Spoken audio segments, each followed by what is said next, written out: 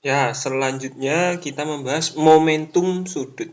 Ada momentum linier atau momentum gerak lurus, dan sekarang ini ada momentum sudut. Ini kita bahas yang kasus pertama.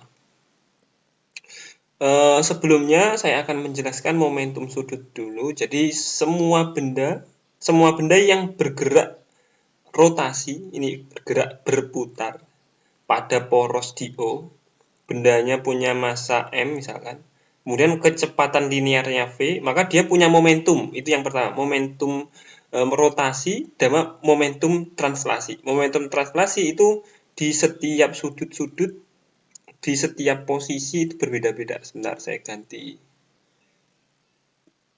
kursornya dulu. Nah, misalkan di titik ini dia kecepatan linearnya ke sana. Jadi momentum linear di titik ini ya M kali V yang ada di sini. Kalau di sini nanti digambar lagi ke arah sana ininya, kecepatannya. Kecepatan itu dia selalu menyinggung gitu, menyinggung. Saya coba gambar. Misal di titik ini, dia arah kecepatannya ke sana, menyinggung. Di sini arah kecepatannya ke sana. Nah, sekarang kalau momentum sudut bagaimana? Momentum sudut itu adalah momentum linier dikali jari-jari atau jarak benda itu ke poros. Makanya ini L simbolnya ini momentum sudut itu L, R cross P. R itu jarak benda ke poros, P-nya itu momentum linier yang rumusnya M kali V.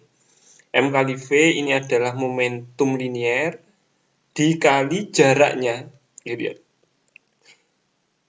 V itu bisa dirubah gitu. V itu kalau kaitannya dengan gerak melingkar kan sama dengan omega dikali R gitu. Nah, kalau dimasukin nanti kan ini M kali omega kali R, R-nya R kuadrat.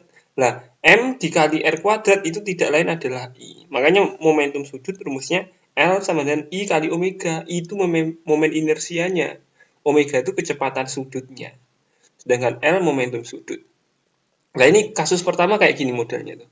Kita bahas kalau di momentum linear ada hukum kekeralan momentum, kalau yang di momentum sudut ada hukum kekeralan momentum sudut. Jadi ada seorang balet tangannya direntangin.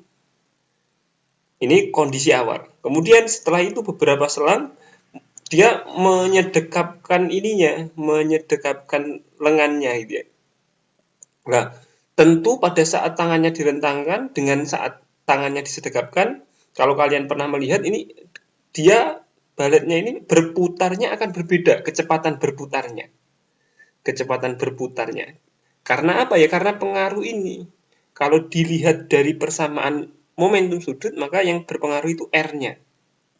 Tetapi karena orangnya tidak berubah, ada yang namanya hukum kekeralan momentum. Jadi momentum awal saat tangannya direntangkan itu harus sama dengan momentum saat tangannya disedekapkan. Ya. Makanya ini MR kuadrat omega 1 sama dengan MR kuadrat omega 2. Boleh pakai I kali omega, tapi I-nya sudah saya jabarin, MR kuadrat. Nah, yang jadi beda apa? M-nya tentu sama, nanti M-nya dicorek. Untuk kasus yang satu ini, balet. Karena masanya orang ini nggak berubah. R-nya baru berubah, R-nya itu jarak dari sini ke sini, itu R-nya. Ini R1. Sedangkan R2 ini jaraknya semakin kecil, ini R2 gitu ya. R2. Makanya R1 lebih besar daripada R2. Supaya sama dengan maka omega 1 nanti akan lebih kecil daripada omega 2. Jadi ini pelan. Ini menjadi semakin berputarnya itu semakin cepat gitu, berputarnya itu semakin cepat. Itu kasus pertama hukum kekeralan momentum yaitu pada balerina. Jadi persamaannya yang bisa dipakai R1 kuadrat omega 1 sama dengan R2 kuadrat omega 2. Ini pada kasus yang kedua. Pada kasus yang pertama. Sekarang pada kasus yang kedua. Pada kasus yang kedua ini ada silinder, ini ada piringan tipis, piringan gitu ya.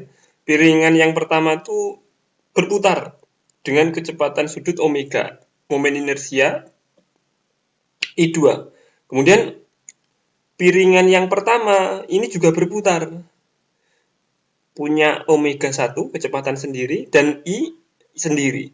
Setelah itu ini dijatuhkan gitu ya. Jadi awalnya ini masing-masing berputar sendiri-sendiri, selanjutnya dia digabung jadikan satu. Ini posisi kondisi awal, ini awal gitu ya. Awal. Yang selanjutnya yang sudah digabung ini kondisi akhir. Makanya ini tetap berlaku hukum kekalahan momentum. L awal sama dengan L akhir. Awalnya dia ada dua benda. L awalnya ada dua benda. Ada benda 1 sama benda 2, maka dijumlahkan. L1 berarti I1 omega 1 ditambah I2 omega 2 sama dengan I gabungan dikali omega gabungan. Nah, omega gabungan karena ada dua benda, maka mencarinya adalah I1 ditambah I2. I1 masing-masing MR kuadrat. Nanti kalau bendanya diganti, misalkan ini diganti silinder pecah, ya tinggal I-nya diganti setengah MR kuadrat. Seperti itu. Ini pada kasus kedua. Langsung kasus 1 sama kasus 2. Nah, ini soal-soalnya ini bisa dikerjain. Ini untuk kasus seperti kasus kedua, ini seperti kasus pertama, yang ini pengembangan. Silahkan dikerjain.